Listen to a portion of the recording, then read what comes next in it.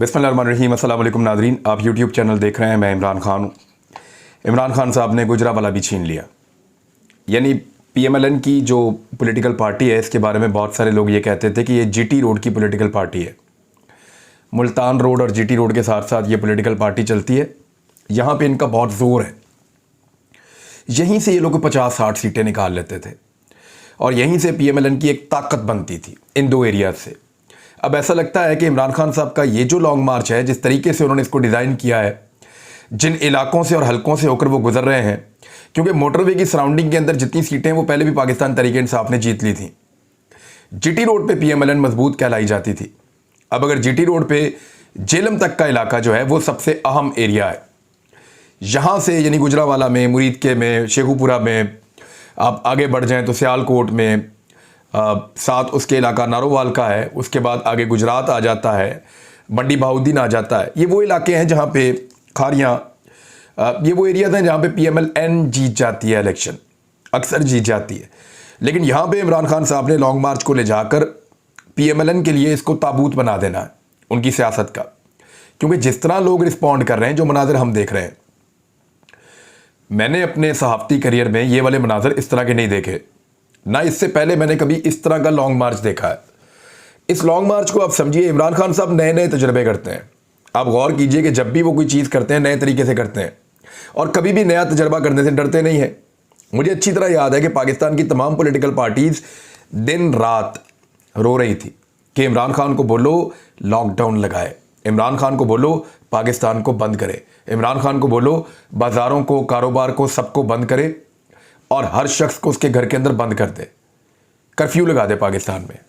सब political parties कह रही थी, पाकिस्तान की एस्टेब्लिशमेंट भी यही कह रही थी। सब इमरान खान साहब पे दबाव डाल रहे थे और वो अकेले डट गए। उनकी अपनी पॉलिटिकल पार्टी ने भी दबाव डाला, मीडिया ने भी डाला। इमरान खान साहब अकेले डट गए और उन्होंने कहा कि मैं लॉकडाउन नहीं लगाऊंगा, मेरे लोग भूखे मर जाएंगे। उन्होंने स्मार्ट लॉकडाउन जो है ना, एक स्मार्ट लॉकडाउन उन्होंने मुतारिफ करवाया और फिर दुनिया ने माना कि सबसे बेहतरीन अंदाज में जो आदमी कोरोना वायरस के खिलाफ लड़ा है और जिसने सबसे अच्छा परफॉर्म किया है वो इमरान खान है। एक नया तजुर्बा था लेकिन उन्होंने किया और दुनिया ने उसको फिर फॉलो किया। ऐसा लॉन्ग मार्च भी दुनिया ने पहले कभी नहीं देखा, जो सुबह शुरू होता है, शाम तक चलता है, फिर लोग रेस्ट करने चले जाते हैं, लीडर भी चला जाता है, अगली सुबह वो दोबारा शुरू हो जाता है। यानी लाहौर से लेकर अगर आप रावलपिंडी तक देखें तो दर्जनों स्टेशन बने हुए हैं। एक स्टेशन से चलते हैं, लोग साथ मिल जाते हैं, दूसरे स्टेशन तक वो लोग साथ चलते हैं, दूसरे स्टेशन पे जाके इमरान खान साहब खिताब करते हैं, पुराने लोग वापस चले जाते हैं, अगले लोग फिर चल पड़ते हैं। इस तरह ये लॉन्ग मार्च जा रहा है। इमरान खान साहब अपने क्राउड को, अपने लोगों को थका नहीं रहे। कोई शख्स मिसाल के तौर पे 1 दिन के लिए लॉन्ग मार्च में आता है, कोई 2 दिनों के लिए आता है, कोई 6 घंटे के लिए आता है, कोई 8 घंटे के लिए आता है, लेकिन लोग इसका हिस्सा बनते हैं और वापस अपनी मामूल की ज़िंदगी में चले जाते हैं। इमरान खान साहब अपने क्राउड को थका नहीं रहे, वो लोगों की सिर्फ शमूलियत करवा रहे हैं।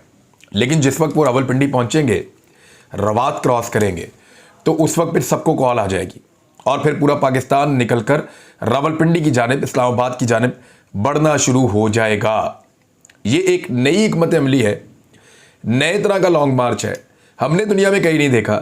इमरान खान साहब के ज़हन की पैदावार है। इससे पहले भी उन्होंने बहुत सारे नए नए तजुर्बे किए हैं। अब उनका ये नया तजुर्बा भी हम देख लेंगे कि कामयाब होते हैं या नाकाम होते हैं। लेकिन ये नई चीज़ है, इससे पहले नहीं हुआ था। हमने दुनिया में पॉलिटिकल साइंस के अंदर कभी इस तरह का लॉन्ग मार्च नहीं पढ़ा। लॉन्ग मार्च तो कंटिन्यूसली जा रहा होता है, लेकिन ये रुकता है, फिर चलता है, रुकता है, फिर चलता है, और लोग उसी शिद्दत के साथ इसके अंदर शामिल होते हैं। शहर से शहर होते होते अब ये लंबा होता चला जा रहा है। तो इस नए तजर्बे का नतीजा क्या होगा? जो पुराने तजर्बाकार हैं, जिनका सियासत में 70 साल तजर्बा है, या जो पीडीएम की जमातें हैं जिनका सियासत में बहुत तजर्बा है, वो सारे नहीं कर पाएंगे। मुझे नहीं लगता कि इस नई चीज़ से निपटने के लिए ताकत के इस्तेमाल के अलावा उनके पास कोई और रास्ता है। बल्कि कुछ लोग तो ये कह रहे हैं कि पाकिस्तान में मार्शल लॉ लग जाएगा। इमरान खान साहब ने क्या कहा पहले वो सुन लें, उसके बाद मैं आपको बताता हूं कि मार्शल लॉ क्या पाकिस्तान में वाकई लग जाएगा। क्या ये खबरें ठीक हैं? क्या वाकई में मार्शल लॉ लगाने के लिए अमेरिका ने या ताकतवर दुनिया के जो ममालिक हैं उन्होंने पाकिस्तान को ग्रीन सिग्नल दे दिया है कि आप पाकिस्तान में मार्शल लॉ लगता है तो लग जाए, कोई फ़र्क नहीं पड़ता, उनके मफादात का तहफ़्फ़ुज़ होना चाहिए। तो मैं आपके सामने तफसीलात अभी रख देता हूँ कि मार्शल लॉ लगाने के लिए इस वक्त क्या सिचुएशन है। गुजरावाला में लॉन्ग मार्च की शुरुआत इमरान खान साहब ने खिताब किया, मैंने पाकिस्तान को टूटते देखा है। पाकिस्तान की सबसे बड़ी जमात का ताल्लुक मशरकी पाकिस्तान से था, जो इलेक्शन जीत गई थी। लेकिन मशरकी पाकिस्तान की आवाम को उनका हक नहीं दिया गया। यहाँ पे एक सियासतदान था, उसने अपनी कुर्सी बचाने के लिए साजिश की और फौज को उस पार्टी के खिलाफ खड़ा कर दिया, जिसके नतीजे में मुल्क टूट गया। अब दोबारा आसिफ अली जरदारी और नवाज शरीफ ये मिलकर साजिश कर रहे हैं मुल्क के खिलाफ, और सबसे बड़ी जमात पीटीआई और फौज और एस्टेब्लिशमेंट को एक दूसरे के खिलाफ खड़ा करना चाहते हैं, लड़ाना चाहते हैं। सारे चोरों का मकसद फौज का पीटीआई से टाकरा करवाना है। मेरा जीना मरना पाकिस्तान में है, नवाज शरीफ आया उसका मुकाबला करूंगा, उसके खिलाफ इलेक्शन भी लड़ूंगा। तो अगर वो इलेक्शन लड़ सकते हैं तो इमरान खान साहब ने उनको चैलेंज भी कर दिया है। देखिए एक चीज़ तो बड़ी क्लियर है, आ जाए मार्शाल्लाह की तरफ, वो बहुत इंपॉर्टेंट खबर है, तो इसके ऊपर बात इतनी मेरे ख्याल में काफ़ी है। लोग सुनते रहते हैं कि इमरान खान साहब क्या कह रहे हैं। जो हुजूम हम देख रहे हैं, जिस तरह का गुजरावाला ने इस्तकबाल किया, लगता है कि गुजरावाला भी गया PMLN के हाथ से। और आज इतनी फ्रस्ट्रेशन थी कि मरियम नवाज को वहाँ लंदन में प्रेस कॉन्फ्रेंस करनी पड़ गई। यानी छुट्टियाँ भी हराम कर दी हैं इमरान खान साहब के साथ खड़े हुए लोगों ने। लोग इतनी ज़ोरदार टक्कर मार रहे हैं, लोग ऐसे ज़बरदस्त तरीके से निज़ाम से टकरा रहे हैं, लोग इतने बड़े पैमाने पर इतनी बड़ी तादाद में बाहर आ रहे हैं और अपना हक मांग रहे हैं कि मरियम नवाज की बौखलाहट उनके चेहरे से दिखाई दे रही थी। गुजरावाला जब हाथ से निकल रहा है तो गुजरावाला यानी लाहौर तो तकरीबन हाथ से निकल गया PMLN के, और उनको ये मानना पड़ेगा कि लाहौर में अब 50-50 है। लाहौर उनका गढ़ हुआ करता था, 2 शहरों पे PMLN को बड़ा गुरूर था। जो चंद शहर 4-5 अगर मैं शॉर्ट लिस्ट करूँ तो पहले नंबर पे उनका शहर होता था लाहौर, दूसरा उनका साथ ही लाहौर की तरह मजबूत शहर होता था गुजरावाला, एक उनको बड़ा एतमाद था सियालकोट के ऊपर, फिर उन्हें लगता था सरगोदा में उनको नहीं हराया जा सकता, फिर नारोवाल के अंदर। अब ये शहर उनके हाथ से निकलते चले जा रहे हैं, और जैसे जैसे रेत हाथ से फिसल रही है, इन शहरों की आवाम उनसे दूर होती चली जा रही है, फ्रस्ट्रेशन बढ़ रही है। और वो हमने मरियम नवाज की आज ज़बान में, उनकी ज़बान के अंदर जो अल्फाज का चुनाव उसके अंदर और फ्रस्ट्रेशन, वो सारी हमने देखी कि उनके हाथ से चीज़ें निकल रही हैं, सारी मेहनत ज़ाया हो रही है, इलेक्शन के अंदर उन्हें कुछ मिलने वाला नहीं है।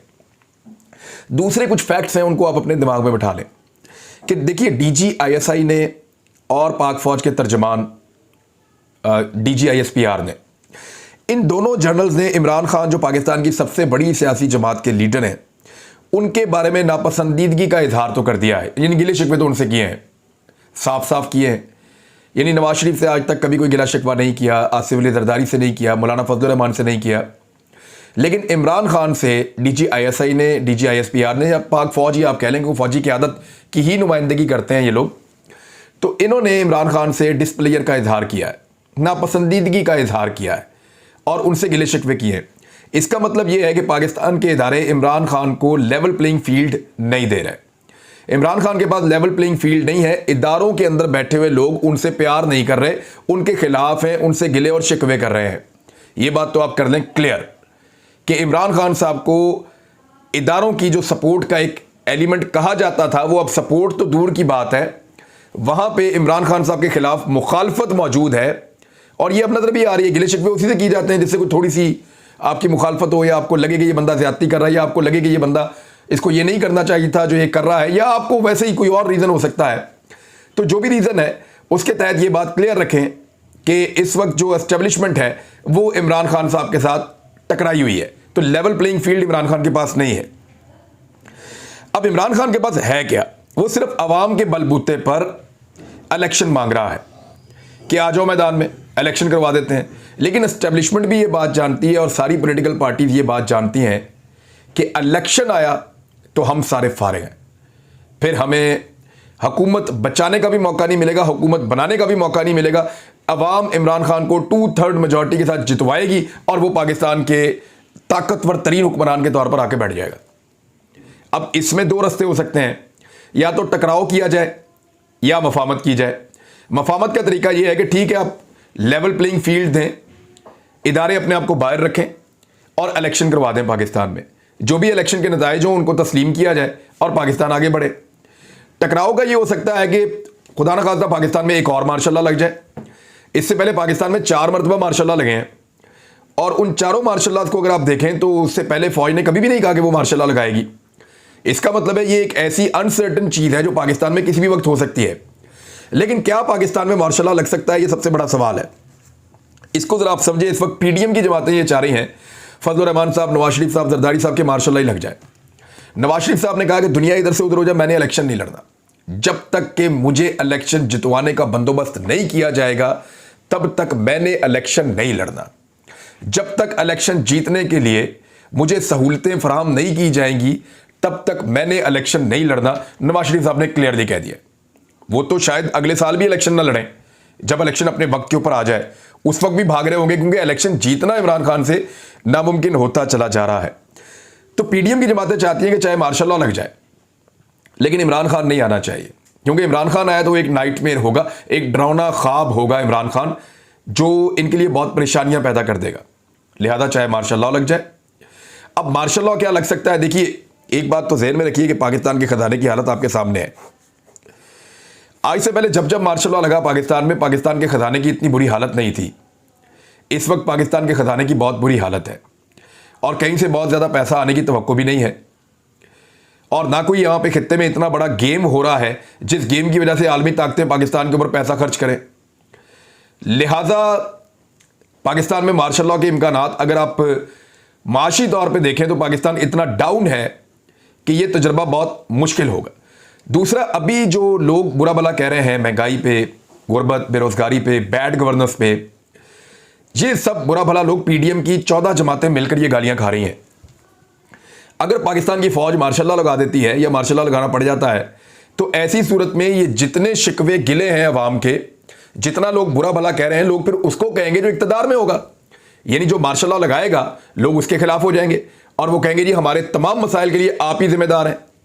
दूसरा, इमरान खान साहब का जो रिजीम चेंज ऑपरेशन का एक बयानिया था उसके ऊपर एक मोहर लग जाएगी कि बिल्कुल सही बात है, इमरान खान सही कह रहा था कि मुझे निकालने के लिए कोशिश की गई है और मुझे जबरदस्ती और ज्यादती करके निकाला गया है। अब ये मार्शल लॉ इस बात के ऊपर मोहर सब्त कर रहा है कि क्योंकि इंपोर्टेड हुकूमत चल नहीं सकी तो इलेक्शन करवाते हैं तो इमरान खान आ जाता है, लिहाजा मार्शल लॉ ही लगा दो। अब मार्शल लॉ ना लग पाने की एक और बड़ी वजह है, वो ये है कि जब भी पाकिस्तान में मार्शल लॉ लगा तो पाकिस्तान में लीडरशिप का उस वक्त फुकदान था। ऐसा कभी नहीं हुआ कि पाकिस्तान में एक बेहतरीन लीडरशिप मौजूद हो और मार्शल लॉ लग जाए। लीडरशिप का जब फुकदान होता है तो तब मार्शल लॉ लगता है। इस वक्त लोग एक शख्स को अपना लीडर बना चुके हैं, 80% लोग उसको वोट करते हैं, पाकिस्तान की आवाम उसके साथ खड़ी है, जहां पे इलेक्शन लड़ता है 70 से 80% का वो रिजल्ट देता है। तो जब इतना मकबूल लीडर पाकिस्तान के अंदर मौजूद है तो उसकी मौजूदगी में आप मार्शल लॉ नहीं लग सकेगा, क्योंकि मार्शल लॉ लगाएंगे वो शख्स और उसकी जो पॉलिटिकल पार्टी है वो उसकी मुजामत करेंगे, और सबको मार्शल लॉ के खिलाफ मुजामत करनी चाहिए। पाकिस्तान एक जमहूरी मुल्क है और जमहूरी इसका आइन है, इसका एक कानून है, तो वहां पे मार्शल लॉ जैसी चीज की कोई गुंजाइश नहीं है। लेकिन अगर इतना लगेगा भी तो उतनी आसानियां नहीं होगी। पाकिस्तान में जब जब मार्शल लॉ लगा लोगों ने मिठाइयां तकसीम की, क्योंकि पॉलिटिकल क़यादत बहुत ज्यादा नीचे चली जाती थी, फौजी क़यादत ऊपर आ जाती थी और मार्शल लॉ लग जाता था, लोग मिठाइयां बांटते थे। इस मरतबा जो है वो सूरत कुछ और है। सूरत एक इलेक्शन का तकाजा कर रही है। अगर इस सूरत हाल में मार्शल लॉ लगाया गया या मार्शल लॉ खुदा न खास्ता लगा तो लोग उसके ऊपर रद्द-ए-अमल देंगे और हमारा इदारा जो बड़ा कीमती इदारा है उसके लिए मजीद मुश्किलात पैदा होगी, उसका जो एक शोहरत है उसको भी नुकसान पहुंचेगा। अब जो लॉन्ग मार्च है वो इतना लंबा होता चला जा रहा है इमरान खान साहब का कि एतवार वाले दिन वो जेलम पहुंचेगा। एतवार को जब जेलम पहुंचेंगे तो उसके बाद फिर रावलपिंडी की तरफ बढ़ना है। मुझे ऐसा लगता है कि एक हफ्ता और ये चलता रहेगा, यानी इस एतवार तक ये जेलम पहुंचेगा। जेलम से आगे रावलपिंडी पहुंचने में भी ये लॉन्ग मार्च 3 से 4 दिन लेगा, फिर जुम्मा आ जाएगा और फिर जुम्मा हफ्ता एतवार क्या होगा रावलपिंडी में, ये एक स्ट्रेटजी है। इसके कुछ पोर्शंस का मुझे पता है, मुझे इसका आइडिया है कि वहां क्या होने जा रहा है। जो सहूलतकार हैं इस इंपोर्टेड हुकूमत के, उनको भी आइडिया है कि वहां क्या होने जा रहा है, और इसी की वजह से बहुत ज़्यादा तज़ब्ज़ुब है, बहुत ज़्यादा बेचैनी है। डिपेंड इस बात पे करता है कि पाकिस्तानी कितने बड़ी तादाद में अपना हक मांगने के लिए बाहर आते हैं। अगर तो पाकिस्तानी बहुत बड़ी तादाद में अपना हक मांगने के लिए बाहर आते हैं, बल्कि जो रिटायर फौजी अफसरान की तंजीमें हैं उन्होंने भी कहा है कि वो और उनकी फैमिलीज भी आएंगे, और बहुत सारे जो रिटायर ऑफिसर्स हैं वो कह रहे हैं कि वो भी आएंगे, आम शहरी कह रहे हैं कि वो भी आएंगे। तो इस तरह सिविल सोसाइटी है, वुकला है, वुकला की तंजीमें वो सारी की सारी आ रही हैं। तो ऐसी सूरत हाल के अंदर मुश्किलात बढ़ती चली जाएंगी, और क्या होने जा रहा है सबको आइडिया है। मुझे भी इन्फॉर्मेशन कल कुछ हद तक मिली है, लेकिन इस वक्त वो बड़ी हसास है चीज़ें, तो मैं अभी आपके साथ शेयर नहीं कर रहा। वक्त के साथ साथ आपके सामने आ जाएगा। इस्लामाबाद डी चौक बहुत पीछे रह गया है। ये लॉन्ग मार्च रावलपिंडी में अपना काम करेगा, और रावलपिंडी में क्या करेगा ये आपको वक्त बताएगा। अब आदम सवाती एक मुश्किल बनते चले जा रहे हैं, और बहुत बड़ी मुश्किल बनते चले जा रहे हैं। आदम स्वाति साहब का अगर आप स्टेटमेंट के बाद एक स्टेटमेंट देखें तो मैंने आपसे कहा था कि ये बहुत स्लो आएंगे, लेकिन मैं इनको जानता हूं कि ये एक मुसीबत बन जाएंगे। आदम स्वाति ने कहा कि मेरी इज्जत पर हाथ डाला गया है। राणा सनाउल्लाह, तुम सर्टिफाइड मुजरिम और झूठे हो, जो तुम बो रहे हो वही काटोगे। मेरे घर में तलाशी के दौरान कीमती चीजें ले गए, मेरी जान निकाल लेते, इसकी कोई परवाह नहीं थी। उन्होंने मेरी इज्जत पर हाथ डाला है। यह सियासत नहीं, मेरे और मेरे खानदान की इज्जत पर हाथ डाला गया है। बैनुल अक़वामी फोरम पर जाऊंगा, एक सेनेटर की इज्जत महफूज नहीं है। यह कानून सेक्टर कमांडर फैसल के लिए नहीं है। FIA असिस्टेंट डायरेक्टर अयाज को बुलाए, वो बता देगा कि कौन कौन इस जुर्म में शामिल था। मुझे बेलबास किया गया तो कौन कौन मुझ पर हंस रहा था। उन्होंने मुझ पर तशद्दुद किया और मेरी चीखों की वीडियोस बनाते रहे। मेरा जुर्म सिर्फ एक बड़े ताकतवर आदमी के खिलाफ ट्वीट करना है। शहबाज गिल का नाम डाल दिया गया है एग्जिट कंट्रोल लिस्ट के अंदर। कोई फर्क नहीं पड़ता, पाकिस्तान ही अपना मुल्क है। और मेरे ख्याल में जिस आदमी ने सोचा होगा उसने पाकिस्तान से नहीं जाना। शहबाज गिल ने अगर जाना होता तो बहुत पहले भाग जाता। मुझे नहीं लगता उसको फर्क पड़ेगा इस बात से, वो यहाँ पाकिस्तान में ही मौजूद रहेगा। तो नादरीन, ये मार्शल लॉ के हवाले से कुछ सवालात थे, मैंने आपके सामने रख दिए। इम्कानात बहुत कम हैं, लेकिन इसके बावजूद ये बात याद रखिएगा कि पाकिस्तान में कुछ भी हो सकता है। लेकिन एक और बात भी याद रखिएगा कि पाकिस्तान की कौम ने चीज़ों के ऊपर अपना हक मांगने के लिए रद्द अमल देना भी सीख लिया है। अब तक के लिए इतने, अपना ख्याल रखिएगा, अपने चैनल का भी। अल्लाह हाफ़िज़।